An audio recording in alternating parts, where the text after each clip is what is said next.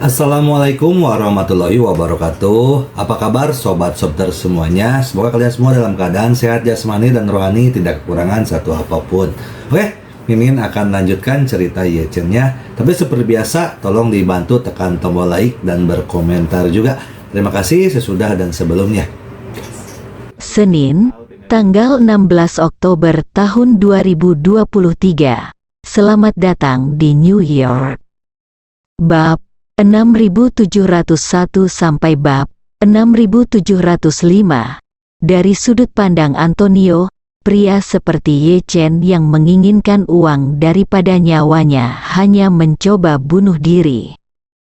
Dia sudah mengungkap identitasnya sebagai mafia, dan dia masih ingin meminta uang darinya. Bukankah ini meminta uang daripada nyawanya? Terlebih lagi, bagaimana saya bisa memberinya uang? Anda harus tahu bahwa meskipun Anda memiliki kekayaan lebih dari 100 juta, setiap sen di dalamnya adalah uang hasil jerih payah yang telah Anda keluarkan dengan susah payah dari kantong orang-orang di bawah. Jika orang luar ingin mengambil 1 sen, mereka akan bunuh diri. Awalnya, dia khawatir Yechen sudah menelepon polisi dan polisi ada tepat di depannya. Meskipun dia telah membunuh banyak orang, dia akhirnya mulai membersihkan namanya. Bagaimana dia bisa menyerang anak ini di depan polisi? Namun siapa sangka anak ini berinisiatif mengikuti saya masuk ke dalam rumah untuk mendapatkan uang. Bukankah ini hanya serigala yang masuk ke mulut harimau? Selama dia masuk ke rumahnya sendiri dan tidak berada di bawah pengawasan polisi, dia bisa langsung membiarkan anak buahnya memukulinya sampai mati, lalu memalsukan adegan dia mencuri di rumah. Kalau polisi datang, mereka akan bilang begitu. Pria mencoba mencuri dan ditembak mati oleh anak buahnya. Selama dia menemukan pengacara yang andal, kemungkinan besar tidak akan masuk penjara. Bahkan jika pengacara tersebut bekerja secara tidak normal dan dijatuhi hukuman yang sebenarnya, orang yang dipenjara akan tetap dipenjara. Adik laki-lakinya dan tidak ada hubungannya dengan dia. Oleh karena itu, sejak Yechen berkata dia ingin pergi bersamanya, dia sudah memutuskan untuk tidak membiarkan Yechen keluar hidup-hidup.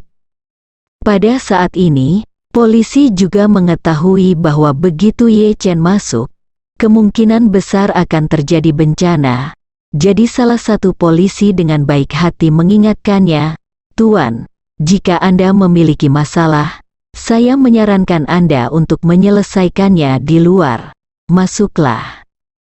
Sambil mengatakan itu, dia menambahkan, "Selain itu, menurut saya bukan ide yang baik untuk meminta $1 juta AS untuk masalah ini, Pak. Ini jelas harga yang diminta tidak masuk akal. Jadi saya tetap menyarankan Anda menerima saran $10.000 AS." Yechen secara alami mengetahui niat polisi dan tahu bahwa mereka memiliki niat baik. Tetapi baginya, drama yang akan dia lakukan untuk Antonio hari ini disebut kematian. Jadi tentu saja dia harus berjuang sampai akhir. Jadi, dia berkata kepada polisi, "Maaf, saya tidak menerima saran $10.000. Saya bersikeras menuntut $1 juta." Setelah itu, dia menoleh ke arah Antonio dan berkata, "Ayo pergi masuk, saya tunggu sampai Anda mendapatkan uangnya." Polisi tidak punya pilihan selain bertanya lagi kepada Yechen, "Tuan, jika Anda sudah mencapai kesepakatan dan tidak ada keberatan, maka kami akan mengungsi. Apakah Anda memiliki pertanyaan lain?" "Tidak." Yechen tersenyum tipis dan berkata, "Terima kasih, kawan polisi."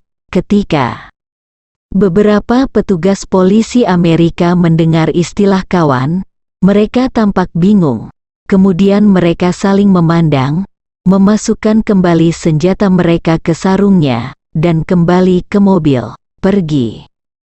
Begitu polisi pergi, ekspresi Antonio berubah. Senyum palsunya segera menghilang, digantikan oleh wajah dingin penuh niat membunuh. Dia mengulurkan tangannya, menunjuk ke arah Ye Chen dengan jijik, dan kemudian menunjuk ke arah Qiang Zai tidak jauh dari sana, dan berkata kepada bawahannya, bawa kedua tamu terhormat ini ke gudang anggur. Setelah saya menjamu tamu-tamu terhormat, saya pribadi akan melakukannya, bicaralah dengan mereka. Ketika Antonio mengucapkan kata VIP, Ye Chen bahkan mendengar suara giginya mengatup. Tapi saat ini, Ye Chen tidak khawatir sama sekali. Sebaliknya, dia berkata dengan ekspresi tidak puas di wajahnya, apakah mengundang orang ke gudang anggur sama seperti mafia Italia memperlakukan tamu?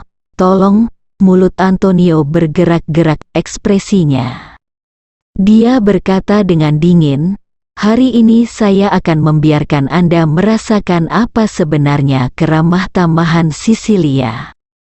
Julia, yang terkendali, berkata kepada Ye Chen dengan sangat gugup, dia akan membunuhmu. Ayo, jangan tinggal di sini, Ye. Chen berkata sambil tersenyum, saya belum pernah ke Sisilia. Hari ini saya memiliki kesempatan untuk merasakan keramah tamahan Sisilia di New York. Bukankah rugi jika saya tidak mengalaminya? Setelah itu, dia berjalan lurus menuju manor dan masuk. Ye Chen berkata sambil berjalan, oh, sejujurnya, manormu tidak terlalu bagus. Meskipun di sebelah Changdao, sebenarnya itu tidak berada dalam lingkup Changdao. Itu lebih seperti gerbang ke Long Island. Orang-orang kaya sejati di New York semuanya tinggal di Long Island. Apa gunanya kamu tinggal di tempat ini? Mungkinkah kamu harus menjaga gerbang di sini untuk orang-orang kaya yang tinggal di Long Island? Dia berkata. Dia menamparkan keningnya dan berkata sambil tersenyum, lihat otakku. Aku hampir melupakan pekerjaanmu sendiri. Dunia bawah, kamu tidak lebih dari dewa kematian bagi orang miskin, pengawal dari yang kaya, dan antek dari yang berkuasa. Anda tinggal di tepi Long Island. Mereka semua kaya dan berkuasa. Jadi Anda di sini untuk menjadi pengawal dan anjing pada saat yang sama. Tidak mudah untuk memakai banyak topi. Sialan, Antonio tiba-tiba menjadi marah. Dia meraih kerah Ye Chen dan berkata dengan tegas, wah, kamu benar-benar tidak tahu bagaimana menulis kata kematian. Ketika kamu tiba di wilayahku hari ini, aku akan melakukannya, tidak pernah membiarkanmu keluar hidup-hidup. Ingat kesombonganmu sekarang. Aku akan melihat metode apa yang akan kamu gunakan untuk membunuhnya nanti. Aku mohon ampun, Ye. Chen dicengkeram kerah bajunya. Dia tidak melawan atau menunjukkan ketidakpuasan apapun. Dia hanya memandang Antonio sambil tersenyum dan berkata, aku lupa memberitahumu, kamu boleh mengambil kerah bajuku, tapi harganya adalah tangan manapun yang memegangnya akan dipotong. Meskipun gadismu sangat cantik, sama sekali tidak ada negosiasi mengenai masalah ini. Melihat ekspresi Ye Chen yang perlu dipukul, Antonio tidak bisa lagi mengendalikan emosinya dan mengayunkan tangannya. Dia mengangkat tinjunya dan hendak memukul wajah Ye Chen. Pada saat ini, peluit tiba-tiba terdengar di belakangnya. Dia menoleh ke belakang dan melihat konvoi 4 Cadillac dan sebuah Rolls-Royce Phantom mendekat dari sudut. Ekspresinya tiba-tiba bersinar, dan dia tidak peduli untuk mengalahkan Ye Chen di sini. Dia segera mendorong Ye Chen ke samping dan berkata kepada orang kepercayaannya, cepat, tamu terhormat ada di sini, ikutlah dengan saya untuk menyambutnya. Selain itu, kirim wanita itu ke ruang perjamuan dan membawa wanita ini ke ruang perjamuan. Xiao Zihe dan teman-temannya akan dikirim ke gudang anggur. Setelah itu, Tanpa menunggu siapapun bereaksi, dia mengambil langkah pertama dan berjalan keluar. Beberapa pria hendak membawa Ye Chen, Qiang Zai dan Julia ke istana ketika Ye Chen tiba-tiba berteriak dengan dingin, "Jangan bergerak, kalau tidak, aku akan memenggal kepalamu." Ye Chen mengatakan ini ketika orang-orang ini mendengarnya. Mereka menggunakan energi spiritual. Setelah mendengar ini, mereka merasakan seluruh jiwa mereka gemetar. Mereka tertegun di tempat untuk beberapa saat, tidak berani melakukan gerakan apapun. Julia sangat terkejut. Dia tahu seperti apa bawahan ayahnya.